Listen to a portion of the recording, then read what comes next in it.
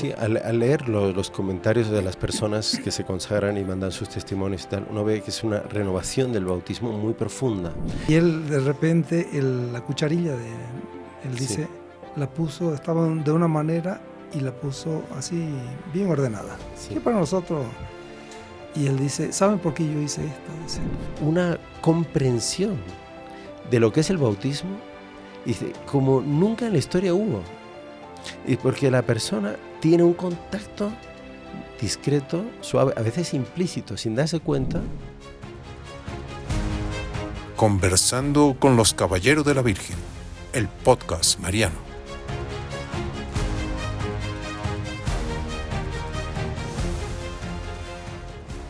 Salve María, Padre Manuel. Salve María, hermano Ronnie. Qué alegría estar aquí viviendo estos días guadalupanos maravillosos. Mire, hay un punto que digamos, en fin, ya se lo puede haber desarrollado, ¿no?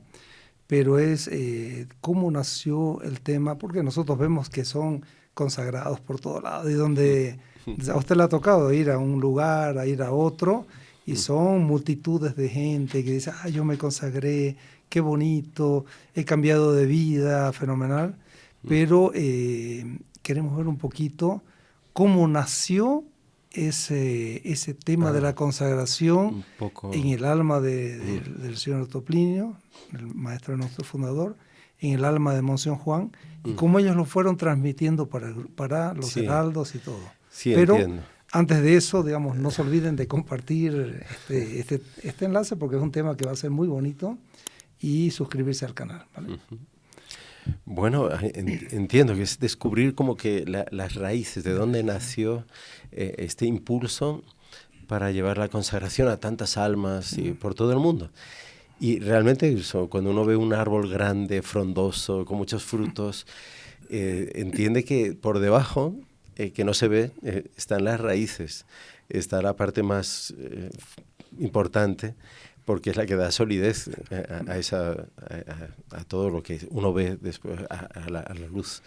Y es que ocurre a veces, ¿no? Nosotros hacemos muchas cosas, pero no saben las personas, muchos consagrados y tal, a lo mejor no conocen de dónde viene todo eso y la profundidad de esas raíces.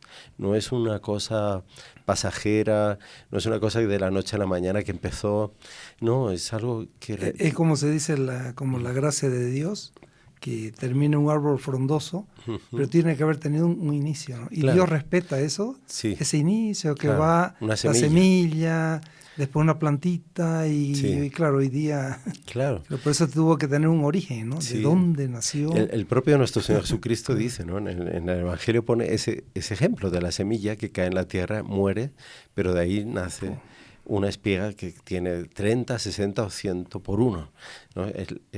Ese papel del inicio es muy importante para entender la actualidad. Entonces, qué bonito poder recordar y hacer como un pequeño homenaje también a ellos, ¿no? Sí, a ellos, para después ver cómo va hoy en día y tal. Entonces, realmente me da mucha alegría poder contar un poquito de eso. Es como se dice uno, como cuando rememora las gracias, uno revive esas gracias. Y hoy día, pues usted al contar eso, va a contar las gracias que recibió en ese momento, ¿no? Cuando hizo la consagración y todo. Sí, porque nosotros tuvimos la gracia de conocer personalmente en vida al doctor Plinio. Y vimos en él una persona que vivía la consagración al 100%, 100%, de la manera más radical posible. Y los frutos que dio, claro, sobre todo Un día hasta hay un hecho muy bonito que pasó. Él estaba tomando un té en una de las casas y él iba exponiendo un tema, exponiendo otro. Sí, porque él no perdía un minuto. No perdía un minuto. Y él, de repente, la cucharilla él dice, la puso, estaba de una manera y la puso así bien ordenada. Que para nosotros... Y él dice, ¿saben por qué yo hice esto? Dice, para que el día de mañana no me diga que doctor Plinio hizo una cosa imperfecta. Llevar a ese extremo toda la vida. Y que él lo hacía con esa intuición de hacerlo por amor al orden, por amor a lo bello, porque eso es una chispa, un reflejo, aunque sea mínimo, de la belleza, del orden que hay en el corazón de Jesús. Y era la fuente de todo lo que él hacía, era el amor al corazón de Jesús, al corazón de María. Entonces, y a través de la consagración. Entonces, porque él, claro, fue una persona que nació en una familia católica tradicional de la ciudad de Sao Paulo, Brasil, y él vivía la fe como la vivía todo el mundo en aquella época. O sea, no se concebía una familia que no fuera católica, que no fuera a misa el domingo, etcétera. Pero claro, en su casa había una figura muy especial, era su mamá. Doña Lucilia. Doña Lucilia, de Correa de Oliveira. Entonces, ella supo, por su manera de ser, por su profunda devoción al Sagrado Corazón de Jesús, ser la primera guía de él hacia nuestro Señor Jesucristo. Y él lo vivía eso con una alegría, con mucha paz, de un hogar así que estaba impregnado de las virtudes del Sagrado Corazón de Jesús a través de doña Lucilia. Entonces esa firmeza en los principios, en cómo debían ser hechas bien las cosas, exigiendo a los niños que cumplieran, pero con mucha bondad, con mucha dulzura. Y ella se fue absorbiendo del Sagrado Corazón de Jesús. Y en ese clima que el doctor Primo fue viviendo, él al principio no entendía por qué había que tenerle devoción a la Virgen María, porque también veía la imagen de la Virgen y todo, pero si Jesús es tan bueno, es tan hermoso, es la fuente de todo lo bueno, entonces, ¿por qué yo le tengo que rezar a ella? Y no entendía bien, hasta que un día tuvo un problema. Pero un problema que para un niño Dios permite era un problema muy grave, pero muy terrible. Resulta que en el colegio le pusieron unas notas, unas calificaciones no precisamente buenas en comportamiento, pero de una manera injusta. Él sabía que se había portado bien, porque doña Lucía le exigía eso. Entonces él nunca faltaba el respeto a nadie, nunca dejaba de cumplir sus obligaciones escolares.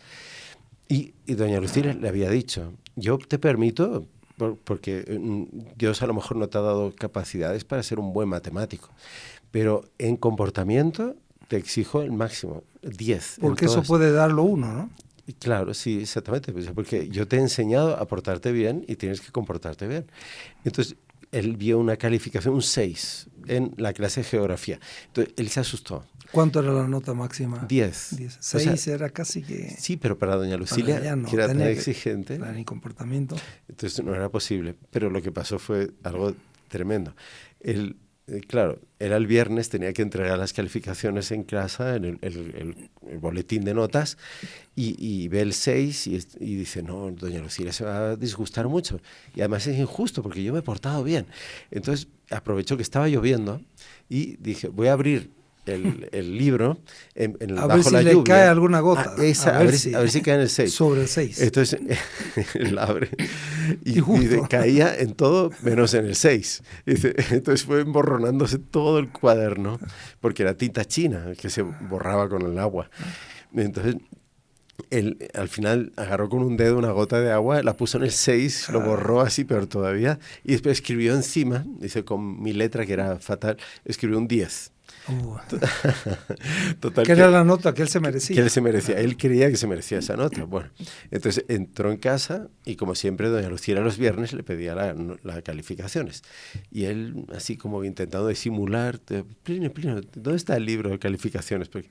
Y ahí él trae el libro, así lo enseña y ahí doña Lucía ve aquel desastre y dice, no, ¿qué ha pasado aquí?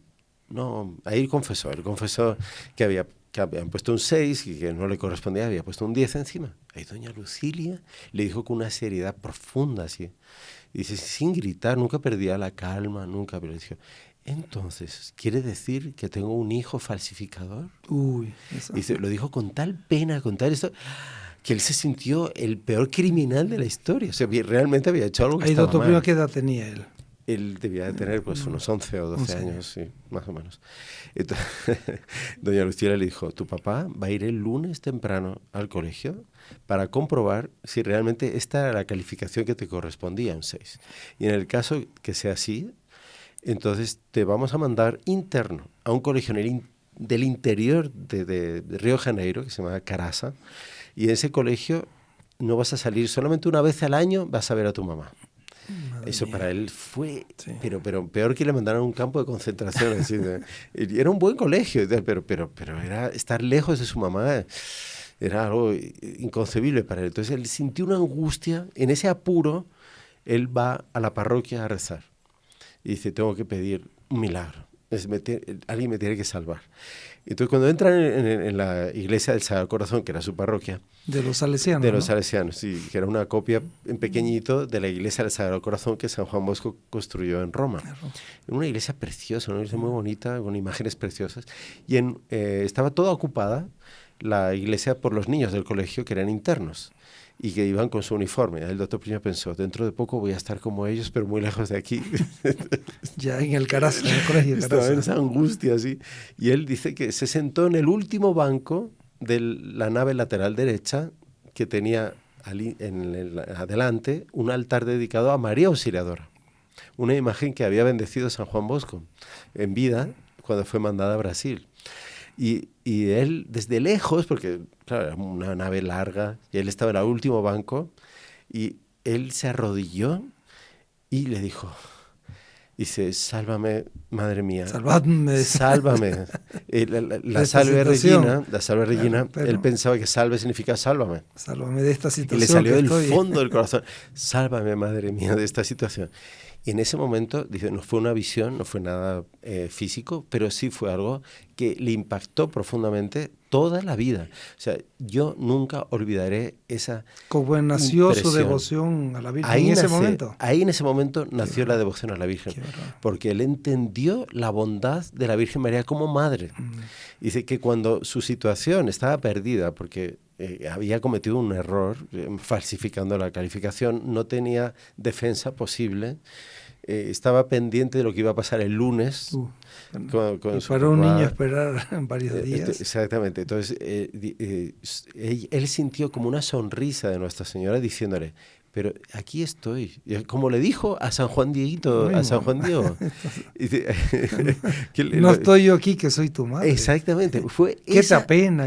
esa gracia. Sí, esa Él gracia. sintió esa gracia en ese momento tan profunda que el doctor Plinio nos decía ya, siendo ya anciano, él, cuando le conocimos, él decía, yo nunca más en mi vida tuve un problema de nervios. Ya nunca las preocupaciones me pudieron quitar la paz.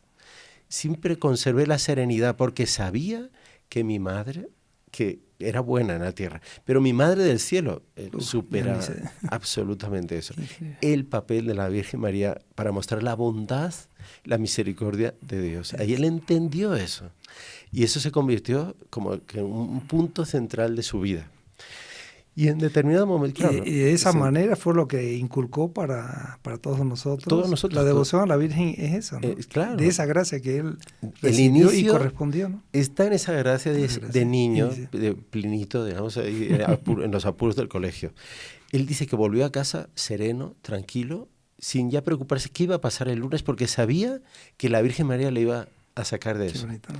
Y llegó el lunes, su papá fue al colegio y comprobó, el director de estudios comprobó que la calificación había sido mal pasada del cuaderno del profesor al boletín del alumno, que había puesto la calificación de otro alumno, de otra fila. Bueno, otra fila. Ahí volvió a casa el papá. Pero fíjese, como de una situación así, sí, Dios sacó un provecho. Claro, entonces, a veces en la vida tenemos que pasar apuros que sentimos que ya no tenemos apoyo en la tierra, nada de aquí. Y solamente nos podemos agarrar algo del cielo. Entonces, en ese momento, él empezó la devoción a la Virgen. Doña Lucilia le había enseñado de pequeño, las primeras palabras que él habló fueron Jesús y María. Porque en su habitación tenía una imagen del Sagrado Corazón de Jesús parecida a esta y una imagencita de la Virgen de las Gracias. Entonces, ella le señalaba Jesús, María. Y las primeras palabras que dijo no fueron papá y mamá, fueron Jesús y María. Qué bonito, ¿no? Entonces, esa es la base de doña Lucilia. Bueno, entonces, él va creciendo, entra en la universidad, aquel ambiente, aquella dificultad, ¿no?, en llevar adelante la fe católica, mantenerse fiel a los mandamientos. Él lo llevó de una manera heroica, extraordinaria. Pero él sentía en su oración, en su vida interior de piedad, como cualquier consagrado, que debía dar un paso más. y no sabía cómo. Él sentía que le faltaba una guía, algo. Entonces, en esa época fue la beatificación de Santa Teresita del Niño Jesús, la santa de la pequeña vía. Y Doctor Plinio quedó encantado con la vida de ella, etcétera. Y entonces le hizo una novena a Santa Teresita del Niño Jesús pidiéndole dos cosas. Él tenía 20 años, en 1928, por lo tanto. Tenía 20 años y le pide, necesito ganar la lotería, sacarme la lotería, porque así podré hacer mucho apostolado y no perderé tiempo teniendo que trabajar. El objetivo era muy noble. Muy noble, muy... Sí, pero entonces le pide eso. Y la segunda gracia que le pide a Santa Teresita en la novena es que encuentre un buen libro de vida espiritual para guiarlo en su vida, ¿no? Interior, su vida interior. Dice, el doctor Plinio decía con mucha gracia, ¿no? Decía Santa Teresita, con esa ironía francesa, dice, me concedió lo que yo pensé que era menos importante, que era el libro. Bueno, y lo otro que yo consideraba como la intención más importante, que era que me tocara la lotería, y llegó a comprar el billete de lotería, ¿eh? Y que era, no es que uno quiere ganarse la lotería y no compra el número, él compró. Él compró el libro, el número. Pero eso no me tocó la lotería. Dios no quería por esa vía, ¿no? Exactamente, no, quería que yo tuviera que sufrir en ese campo, ¿no? De las finanzas, y tuvo que trabajar durante mucho tiempo para poder mantener a su familia, por toda una serie de situaciones. Interesantísimo cómo la providencia le fue guiando en todo, y impresionante. Entonces, ¿qué pasó? Entonces Plinio fue un sacerdote. En medio de la novena y tal, le invita a visitar una feria de libros que había puesto para ganar fondos para la iglesia. Entonces el doctor Plinio dice, bueno, no tenía más remedio que ir, aunque tenía muy poca plata. Y entré y encontré, había dos libros que me llamaron la atención. Uno estaba muy bien encuadernado, era grande, y el otro era chiquitito, así muy común, una encuadernación muy común, pero estaba en francés y era pequeño, luego por lo tanto era más barato que el otro. Ah, bueno. Y yo, como tenía poca plata... Hasta entonces, en ese sentido, ¿no? Como Dios actúa. Sí. Y entonces yo compré el libro en francés, el chiquitito, y me lo llevé a casa en el bolsillo. Llegué a casa y al día siguiente voy a leer, a ver, ¿de qué va? Y ahí me senté, agarré el libro, y dice, Traité de la vraie dévotion à la Vierge Marie. Y Tratado de la verdadera devoción a la Virgen María, del bienaventurado, porque en la época todavía no era canonizado. No era traducción, era original. Era original en francés. Él le cantaba claro. el francés, claro. Le gustaba mucho leer en francés. Y entonces dice, empieza a leerlo, y él le dice, yo empezaba a leer los libros siempre por el final del libro. Siempre utilizó ese sistema, sí, ¿no? porque ahí yo me daba cuenta de cómo era el libro y si merecía la pena o no leerlo. Nosotros desde el inicio, a ver qué... Claro. Entonces él dice, yo me di cuenta, nada más abrirlo, al leer unos pocos párrafos, que este libro era un libro de otro quilate. Tenía otra calidad, era algo diferente. Entonces dice, no, hay que empezar a leerlo desde el principio. Y él empezó a leerlo, y se iba maravillando con las afirmaciones teológicas de San Luis Griñón de Montfort sobre la Virgen María, la fundamentación de la verdadera devoción. Y él dijo, no, este es el libro de mi vida. Él empezó a estudiarlo. Increíble, ¿no? Y sí, él se iba a la universidad en el tranvía, y él había hecho resúmenes de los párrafos que había leído la noche anterior, y en el tranvía los volvía a leer. Él aprendió pedazos enteros del tratado de memoria. Con sus 20 años. Le tocó una gracia muy fuerte, ¿no? Le tomó por entero. Sí. Hizo sus 33 días de preparación, y el último día dediqué un tiempo a la meditación en mi habitación, yo solo, sobre lo que iba a hacer, consagrarme como esclavo de amor. Ahí me arrodillé delante de una imagencita que él tenía desde la primera comunión, y de la Virgen de las Gracias, que la conservó hasta el final de su vida. Ahí se arrodilló, leí la consagración, la firmé, y me levanté y fui a mis obligaciones diarias. Ya era esclavo de Nuestra Señora. Y esta fue la columna vertebral de mi vida. Esto fue lo que dio sentido a toda mi vida, fue esta consagración a Nuestra Señora. Dice que yo renové todos los días de mi vida, ningún día de mi vida dejé de renovar, solo cuando estuve inconsciente de aquel accidente que él tuvo. Pero él, si se recuerda, él siempre rezaba la consagración, como lo aprendió en francés, en el momento de la comunión. Sí, en el momento cuando él hacía la acción de gracia, en fin, hace la acción de gracia, adoración, en fin, reparación, todo lo que, los puntos. Exactamente. Pero él rezaba la consagración en el momento de la acción de gracias. De la acción de gracias, cuando él tenía a nuestro Señor Jesucristo y él hacía renovaba la consagración. Renovaba la consagración y hacía la acción de gracias por intermedio de Nuestra Señora. Que es lo que recomienda San Luis, ¿no? Sí, sí, exactamente. Sí, porque... Bueno, vamos a tener que hacer una pequeña pausa y ahora vamos a entrar en el tema. Pero hermano Ronnie, ¿cómo fue que esa gracia que él recibió pasó a nosotros? Claro. ¿Cuál fue el hilo conductor hasta llegar a nosotros? Esto lo vamos a ver en la segunda parte. Exactamente. ¿No? Sí. Entonces no se olviden de suscribirse y compartir este tema. Conversando con los caballeros de la Virgen. En este espacio único te invitamos a entrar en conversaciones profundas y enriquecedoras con los caballeros de la Virgen. Cada episodio está diseñado para fortalecer tu fe y acercarte más a la Santísima Virgen María. Testimonios inspiradores de quienes comparten sus experiencias y el impacto de la devoción mariana en sus vidas. Formación espiritual, aprendiendo sobre la doctrina católica, la vida de los santos y cómo aplicar estos conocimientos en tu vida diaria para crecer espiritualmente.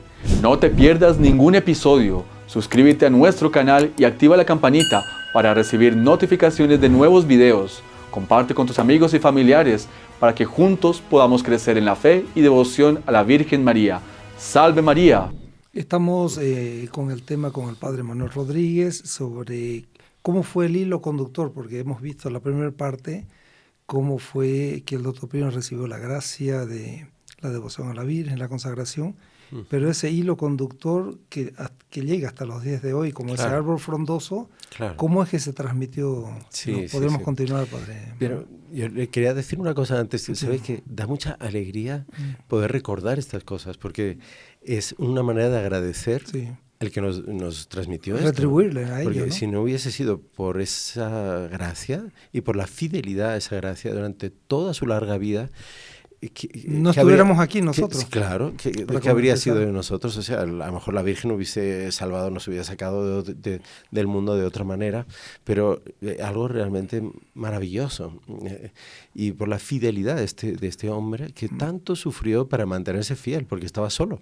Nosotros, claro, ya formamos parte de una orden religiosa, que era el sueño de él cuando era joven. Que cuando él conoció la historia de Carlomagno. Karl der Grosse, ¿se acuerda? Que sí, él era alemán, me gustó. Y de los 12 pares. Y entonces él decía, pero qué bonito sería, o sea, tener, que la iglesia tuviese una orden de caballería, dice que para defenderla, para llevar la verdad a todas las personas, etcétera, con ese espíritu de los antiguos caballeros. Y fue lo que...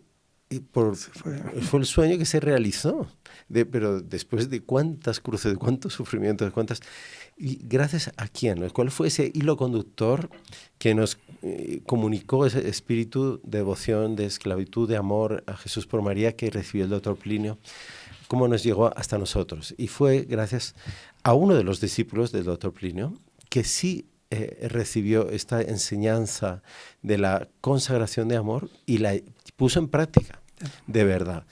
Y fue Monseñor Juan Cla, el fundador de la actual institución de los Heraldos del Evangelio. Y él siempre contaba estos hechos con un entusiasmo, con una alegría estupenda. O sea, era una cosa, era verlo contar esto, transmitía una fuerza impresionante, porque él decía siempre, mire, yo no soy nada, yo todo lo que soy se debe a Plinio Correa de Oliveira. Y dice, porque él es el que me enseñó a amar a Nuestra Señora, él me enseñó a practicar la verdadera devoción, a conocer la Santa Iglesia, amar a la Santa Iglesia, amar el papado y la devoción eucarística. O sea, lo que son los tres características de la verdadera devoción de todo bautizado, pero especialmente hoy tenemos también. Claro, un heraldo del Evangelio son las tres amores, ¿no? La Eucaristía, la Virgen y el Papa. Todo eso lo recibimos de esa raíz profunda, fuerte, vigorosa que Plinio Correa de Oliveira, por la fidelidad total de él. Y Monseñor Juan recibe esa savia, viene de esa raíz tan profunda y tal, y la hace germinar en la institución de los Heraldos del Evangelio, ya después del fallecimiento del doctor Plinio. Ujú. Entonces, él nos enseña todo esto. Y claro que esto es un proceso de formación que tiene décadas.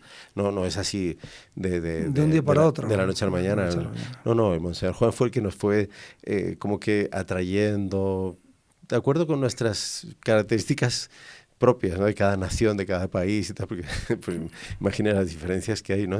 Y los heraldos están en 78 países, ¿no? Monseñor Juan supo entender todo eso y transmitirnos la esencia de esta devoción, de la devoción, del tratado de la verdadera devoción.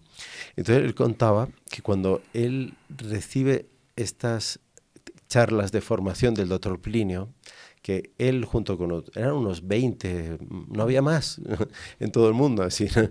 Eran 20 más jóvenes y tal, el doctor Plinio les enseña el tratado de la verdadera devoción, va comentando algunos elementos del tratado, los párrafos que más importantes.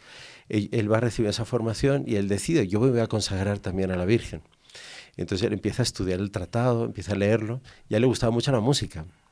Y entonces él ya se había consagrado, quería renovar la consagración, quería hacerla mejor todavía. Y él estaba escuchando un oratorio de Händel. Le gustaba mucho, ¿no? Sí, Händel. sí, unas músicas así muy grandiosas, esplendorosas, ¿no? Mostrando las grandezas, los misterios de la alianza de Dios con los hombres, ¿no? Creo que era el oratorio de Sansón. Y en alguno de los momentos, ¿no?, auges de la música, subraya ese versículo de la Sagrada Escritura que dice, ¿no?, el libro de los jueces, y dice, y el Espíritu del Señor lo tomó, ¿no? Ese Espíritu del Señor lo tomó, y entonces él tomó esa fuerza, ¿no? Y tal. Entonces él estaba leyendo eso y estaba el tratado pensando, pero esto está muy bien. La teoría de San Luis Guillón de Montfort es fantástica, es estupenda, pero yo quiero llevarla a la práctica y claro, Nuestra Señora está en el cielo. Yo quiero ser esclavo de ella. ¿Cómo voy a ser esclavo? ¿Pero cómo? Claro. Claro, ¿cómo amarrarme? ¿Cómo? ¿Cómo hacer de verdad la voluntad de Nuestra Señora si yo me puedo equivocar, ¿no? Y él pensando, y el Espíritu del Señor me tomó, esa frase en inglés del oratorio. Claro, dice, ¿dónde está el Espíritu de Nuestra Señora? Aquí en la tierra, ¿quién tiene ese espíritu de Nuestra Señora? Yo lo veo, yo lo conozco. Está en el doctor Plinio. El doctor Plinio tiene la plenitud total, completa del espíritu de María. Y eso yo lo he comprobado cuántas veces. Yo me agarro a él. Y claro, yo veo dónde están los espíritus de él, yo veo la manera de ser de él. Y todo refleja a María por entero. Entonces, ya sé lo que voy a hacer. Le voy a escribir una carta al doctor Plinio explicándole esto y que yo quiero ser esclavo de Jesús en las manos de María, en las manos de él, para que haya alguien en la tierra con el espíritu de María que me vaya guiando y corrigiendo en aquello que yo me pueda desviar. Él lo escribió así, como le salió de la cabeza. Dice, al principio quería escribir de una manera bonita, y dije, no consigo, tiene que ser así. Y él escribió la carta y se la entregó a través de otra persona, se la entregó y el doctor Plinio leyó y se quedó impresionado.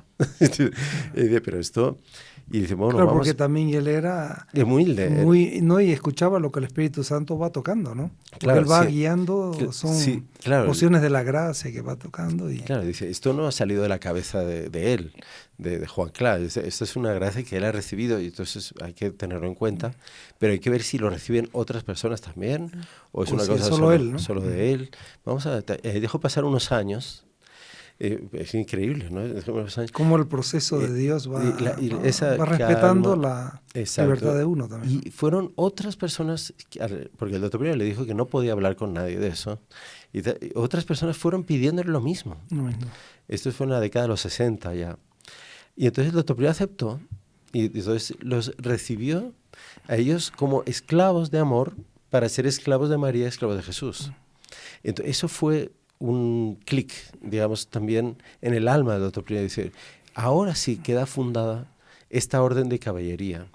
Porque no puede ser, esperó tantos años. Tantos ¿no? años esperó, imagínate, desde los años 28 que él se consagró hasta 1967, que fue esa gracia, ¿no? Que cuando él aceptó hacer eso.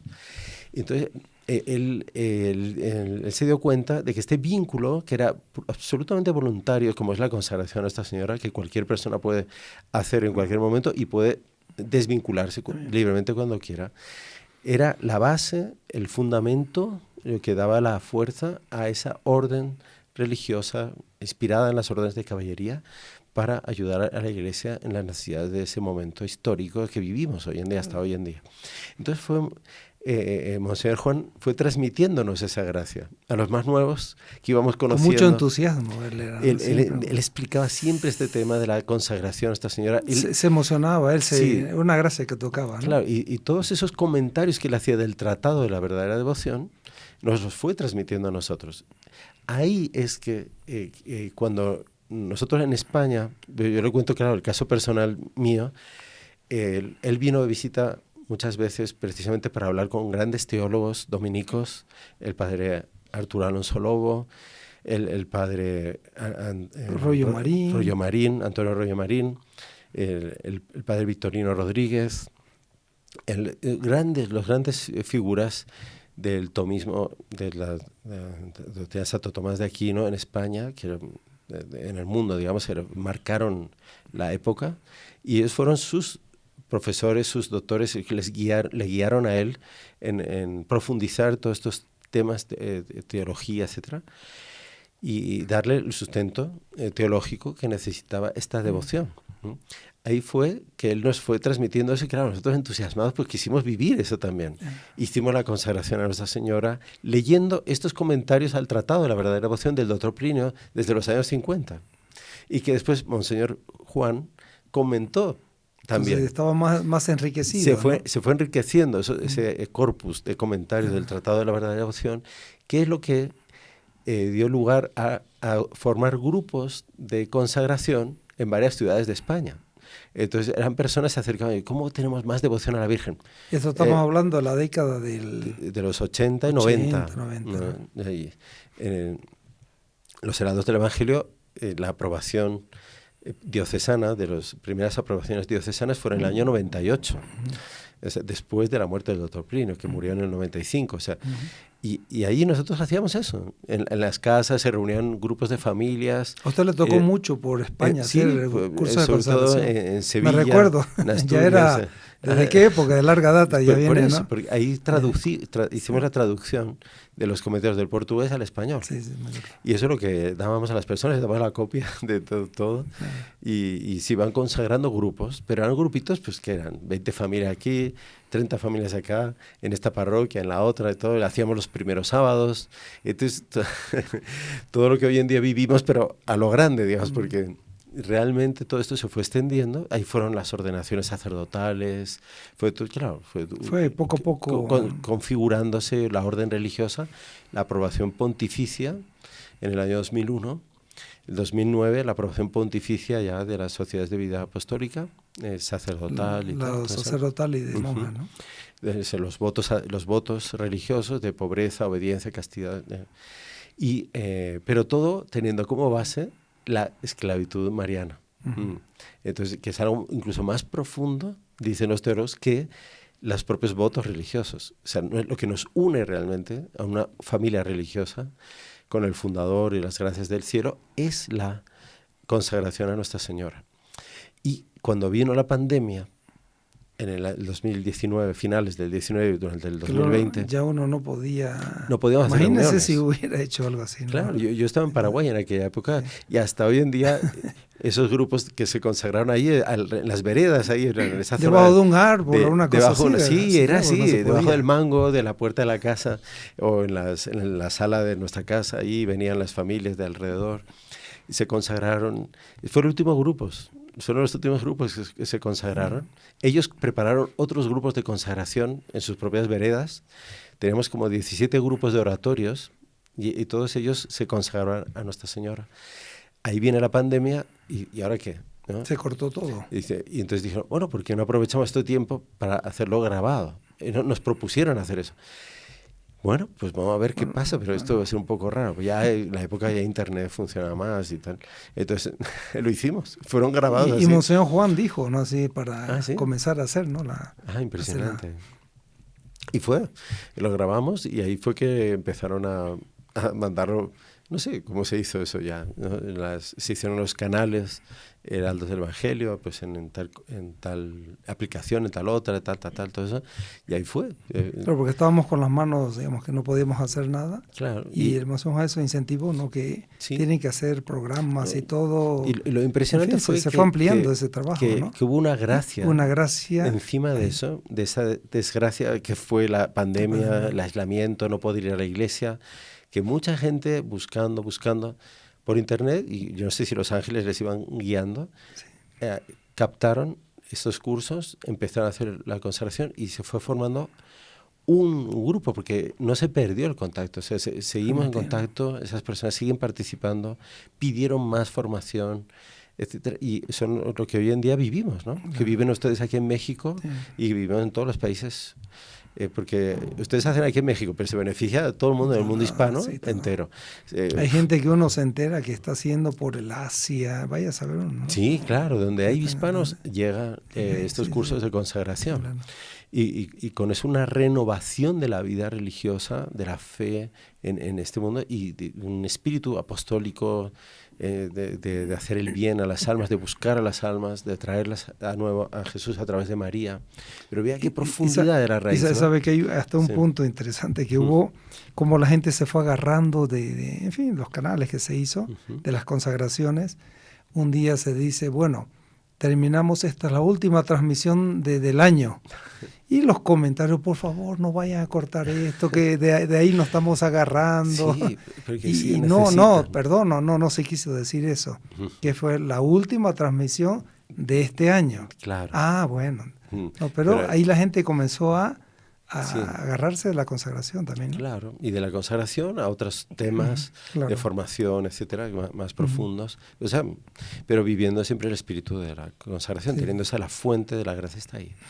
Y esto es algo muy profético y fue además coincide con gracias que han explicado, ¿no? Y que los propios papas, desde Juan Pablo II, bueno, Pío XII fue el que canonizó a San Luis María Griñón de Montfort, y eso le dio mucha fortaleza a toda la doctrina marial de él, en 1947. Sí, los escritos, todo, ¿no? Sí. Y él como que profetiza una cosa nueva que va a venir sobre la humanidad, ¿no? Sí. El reino de María. Habla del triunfo. El triunfo del Inmaculado Corazón de María. Sí, de una era en la cual los hombres vivirán el espíritu marial como que respirando el aire, como nosotros respiramos el aire. Y él mismo dice, ¿no? ¿Cuándo llegará la época en que de las personas respiren María como nosotros respiramos el aire, ¿no? Entonces, anhelando eso, él profetiza esa era marial. Esto uno lo va viendo con estas gracias de la consagración, etcétera, y todo lo que Dios quiera mandar por delante, ¿no? Eso es algo extraordinario. Y los testimonios que llegan son en esa línea.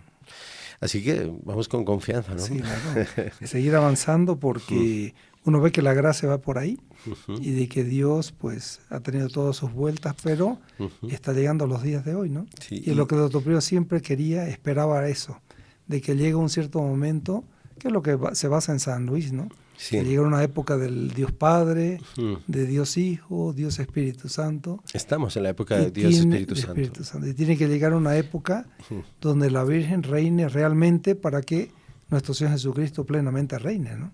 Sí. Y eso se tiene que dar. Entonces usted ve que estas gracias de la consagración ya ese inicio. Sí, al leer los comentarios de las personas que se consagran y mandan sus testimonios y tal, uno ve que es una renovación del bautismo muy profunda, pero es el primer paso.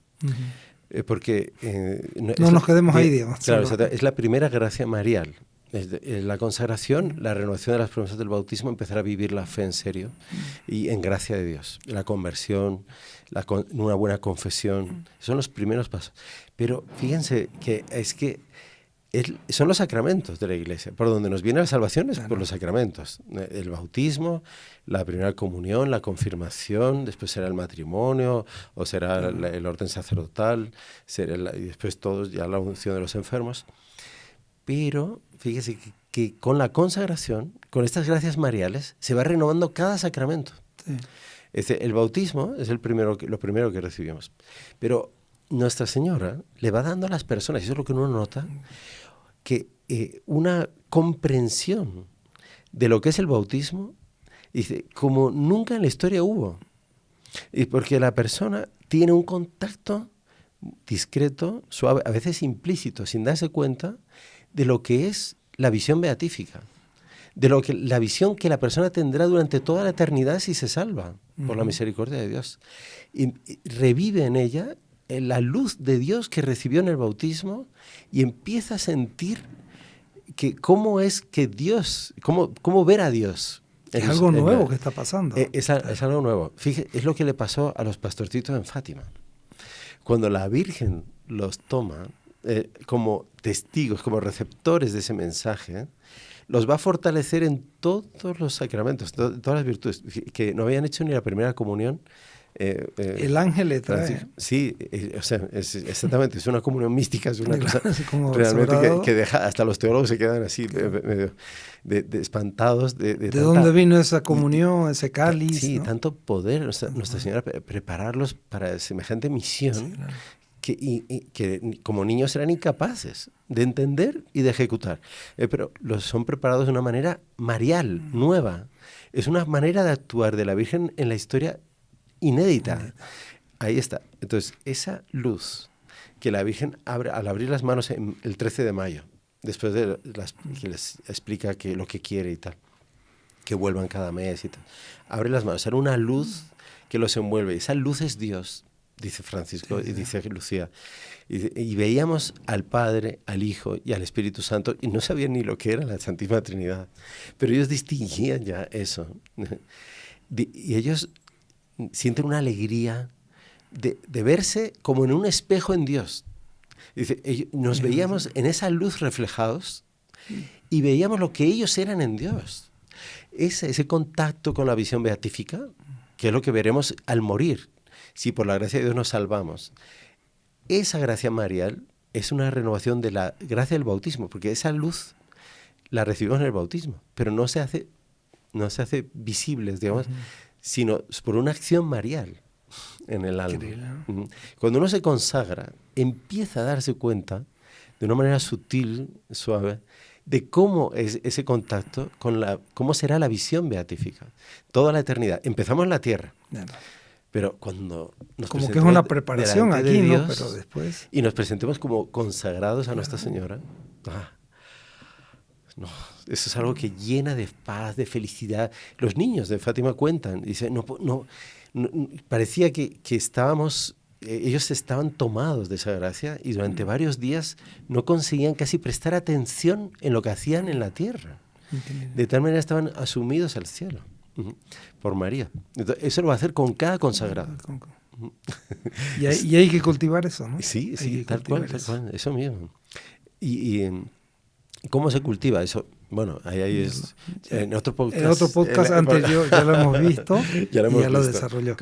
Pero, Padre Manuel, digamos, si podría dar así como que un resumen, un mensaje para nuestros seguidores. Claro. Porque ¿qué pasa? Que es una gracia que nosotros estamos recibiendo y, como se dice, abramos nuestro corazón, porque ese es el primer punto, lo que usted decía, de una gracia mística, podemos llamarle. Y después de eso se va a ir desarrollando en 2, en 3. Claro, pero ¿cómo actuar para que...? Fíjese lo que es la comunión, el sacramento de la comunión, de la Eucaristía, vivido como María. Es que es otra cosa. Antes íbamos a la misa como que medio de obligación, no sé qué, pero comprender el misterio de Dios hecho hombre, que es alimento para nosotros. ¿Cómo se produce esa hermandad con nuestro Señor Jesucristo? De ser uno con Él en este mundo y vivir como Él. No, eso es algo impresionante. Bueno, ahí la confirmación. Después, ¿cómo vivir el matrimonio? ¿Qué es el matrimonio vivido con la gracia marial? ¿No? Eso es un mundo infinito, o sea, que se abre delante de nosotros. Bueno, vamos en eso.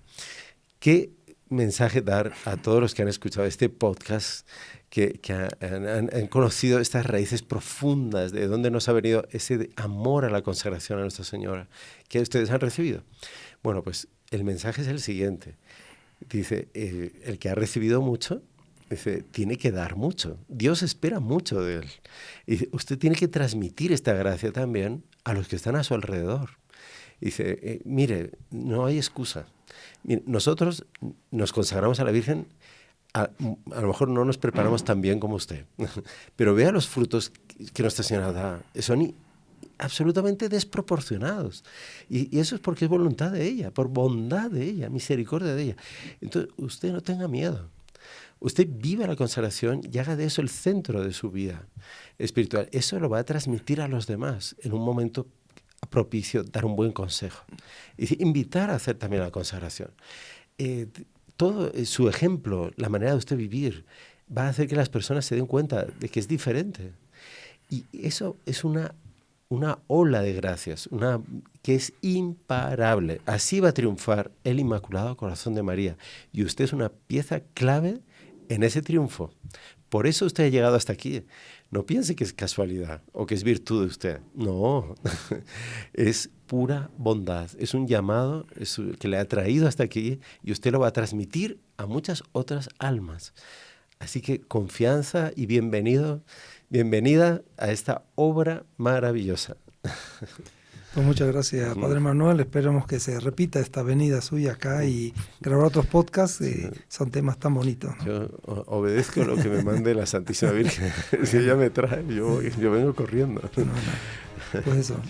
Y a nuestros seguidores pues les pedimos no se olviden de darle like, compartir, suscribirse si no lo han hecho y, en fin, activar las notificaciones para los siguientes vídeos. Les mandamos la bendición. Que la bendición de Dios Todopoderoso, Padre, Hijo y Espíritu Santo descienda sobre ustedes y permanezca para siempre. ¡Salve María! Si no se quiere perder ninguno de nuestros videos, suscríbase a nuestro canal, active la campanita y no se olvide de compartirlo con sus conocidos.